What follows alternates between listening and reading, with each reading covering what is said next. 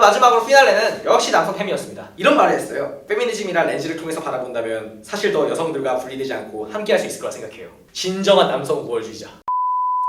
안녕하세요 여러분, 방영차 뿡뿡. 네, 오늘 소개해드릴 컨텐츠는 MBC 스페셜 이 남자 분노하다의 리뷰입니다. 이게 다큐멘터리인가 싶을 정도로 너무 객관적인 사실이나 혹은 중립적인 방향이 없고 너무 편향적인 시선으로 가 있어가지고 제가 이걸 리뷰해야겠다 해가지고 이렇게 한번 짧은 영상으로 만들어봤습니다. 이거 보고 느낀 점은 굉장히 그냥 친페미적인 성향이 있고, 정말 이게 친페미적인 성향을 이렇게 드러내는 게 아니라 중립적인 척하면서 굉장히 영악한 전략을, 영악하다고 하고 좀 굉장히 비겁한 전략을 펼치는 것 같아요. 예.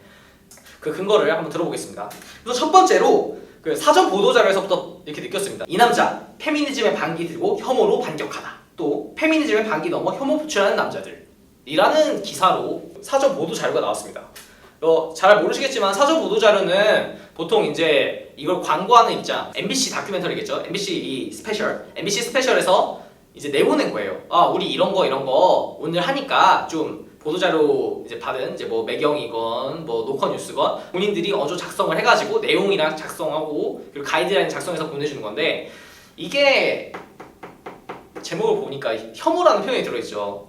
남자가 혐오로 반격을 한다. 이제 처음부터 부정적인 프레임을 씌우고 있어요. 이 남성들이 하는 행동에 대해서. 예고 영상에서는 남자가 왜 분노한지에 대해서 알려줄 것처럼 말을 해놓고, 보도 자료에서는 벌써 남자가 혐오로 반격을 하고 있다. 그 혐오라는 이 부정적인 단어를 먼저 씌워버리는, 남자가 여혐을 하고 있는 듯한 인상을 먼저 주고 있습니다. 이건 뭐 사실 보도 자료에 대한 개념을 모르시는 분들이라고 하면은 그냥 이거 그냥 기사 판단해 썼구나 하는 거예요. 누가 이거 먼저 신경을 쓰겠어. 그리고 이제 그 다음에 나온 내용, 20대 성지가 어디입니까? 바로 대학가죠.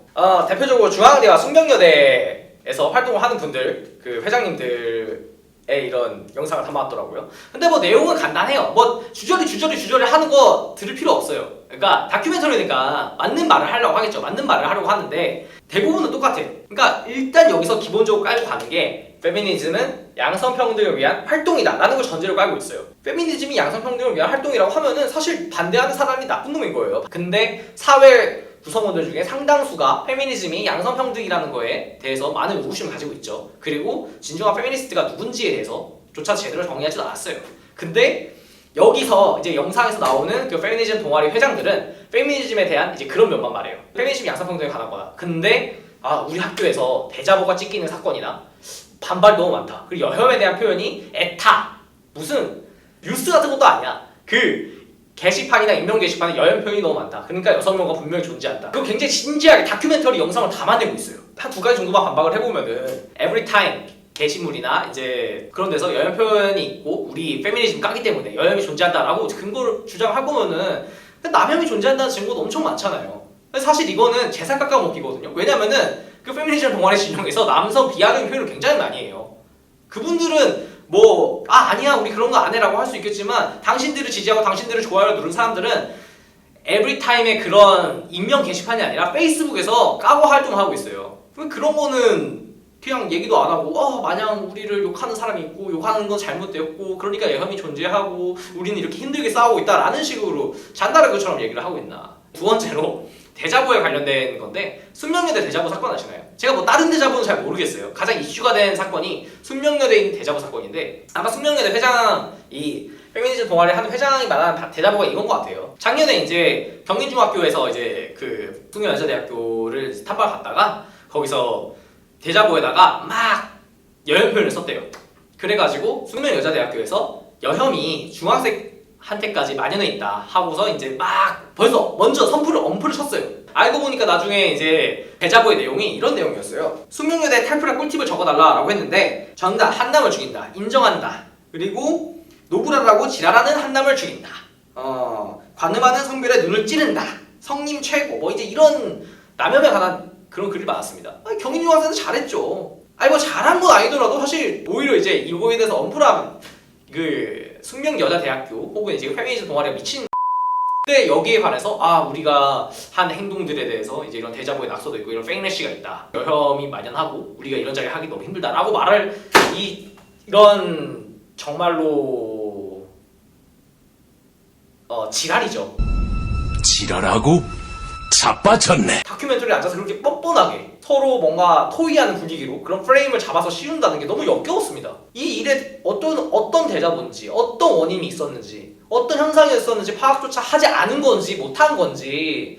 승명이 어제 대학교 그 동아리 회장님이 쇼컷이더라고요. 뭐 쇼컷 외에도 뭐 페미니스트면은 알바도 힘들다라고 하시는데, 당연히 알바 대부분이 서비스직이고, 누가 덱 같은 사람이 서빙하거나 덱 같은 사람이 계산을 한다거나 덱 같은 사람이 있는 곳에서 누가 편하게 계산을 하고 누가 이렇게 음식을 받고 하는데 좀 더 좋겠습니까? 뭐 안 불편한 사람들이 있겠죠. 근데 사장님 입장에서는 그걸 불편한 손님들이 많을 거란 말이에요. 당연히 너무 당연한 거예요. 본인이 엄청나게 이쁘거나 이런 건 아니잖아요. 남자도 좀 더 잘생긴 사람이 서비스직에 유리해요. 그래서 안 되는 경우도 많아요. 이건 명확하게 짚고 가자고요. 이제 본인이 알바가 안 되거나 취직을 못하는 게 페미니스트인 양, 페미니즘에 대해서 그것만 차별이 있는 게 아니라 그냥 그런 거예요. 세상이 외모 때문이야. 사실 알바 대부분이 서비스직이고 당연히 외모를 봐. 이게 세상이 굴러가는 건데 무슨 본인만 엄청 차별을 받고 있고 페미니스트들은 엄청난 차별을 받고 있고 이래가지고 무슨 사회를 바꿔야 된다는 둥이라는 헛소리를 다큐멘터리에 담아가지고 보여주는 참 그 PD 양반이 참 2명 정도가 되게 지금 내가 하는 말이 굉장히 딱 정론 있잖아요. 이 말은 틀린 말이 아니라 정말 맞는 말이라는 다큐의 그런 프레임에 씌워서 우선은 첫 번째로 연세대 젠더연구소에 있는 손희정 님이 하신 말씀인데요. 페미니즘은 성차별을 없애는 사상이에요. 그래서 위계 질서가 강한 사회일수록 남성 페미니스트가 탄생하기 참 힘든 것 같아요. 진짜 난 이거 보면서 너무 짜증났어요. 아니 그러니까 이 사람은 그냥 기본적으로 깔고 가는 거예요. 당연히 여성은 좀 더 아래에 있고 남성은 위에 있어. 그러니까 위계 질서가 강할수록 남성 페미니스트는 그걸 내려놓고 와야 되기 때문에 힘들고 여성 페미니스트는 당연히 올라가는 거니까 괜찮은 거야. 그러니까 이게 기본으로 깔려있는 사람이에요. 이 사람은. 이건 토의나 토론이나 아니잖아. 이건 그냥 우리는 성차별이 많이 나는 사회에서 살고 있고 이 사람들은 활동가고 이렇게 열심히 하고 있어. 그리고 여기서 처음에 다루려고 했던 남자 20대의 그런 분노가 정당한가 여기에 대해서는 제대로 논의조차 하진 않았어요. 그냥 이런 얘기 할 거면은 그냥 페미니스트 다큐 찍지 왜 이런 걸 찍고 있어.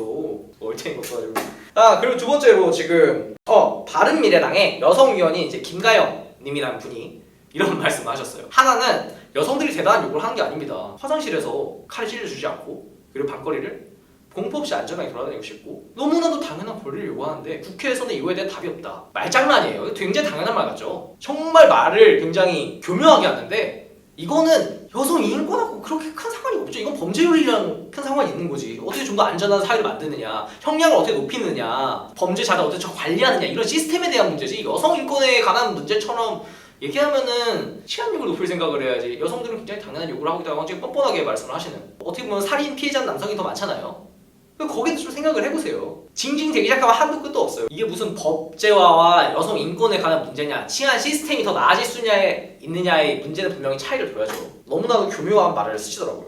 그리고 더 얼탱이가 없는 거. 두 번째는 남성 의원이랑 얘기를 하다가 이런 말씀을 하셨어요.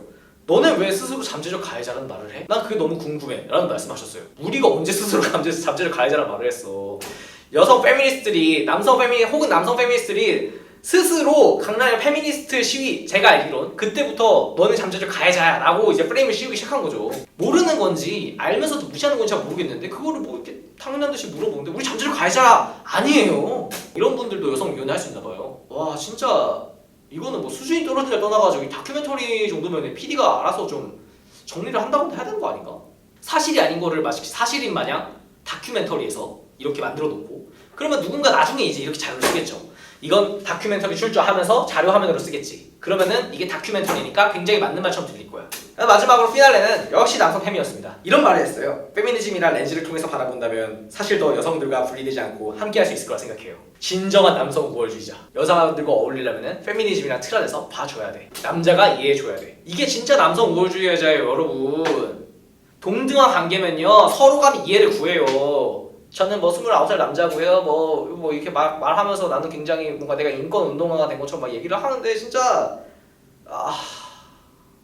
꼴 같지 않습니다. 아무튼 MBC 스페셜 이 남자 분노하다 기본적으로 쓰레기 같은 다큐멘터리니까요 절대 보지 마시고요. 그냥 팩트 체크만 하세요. 팩트 체크만 하시고 궁금하시다고 하면 분노를 담아서 리뷰를 마쳤습니다. 뭐 혐오를 담았다고 하면 하시던가.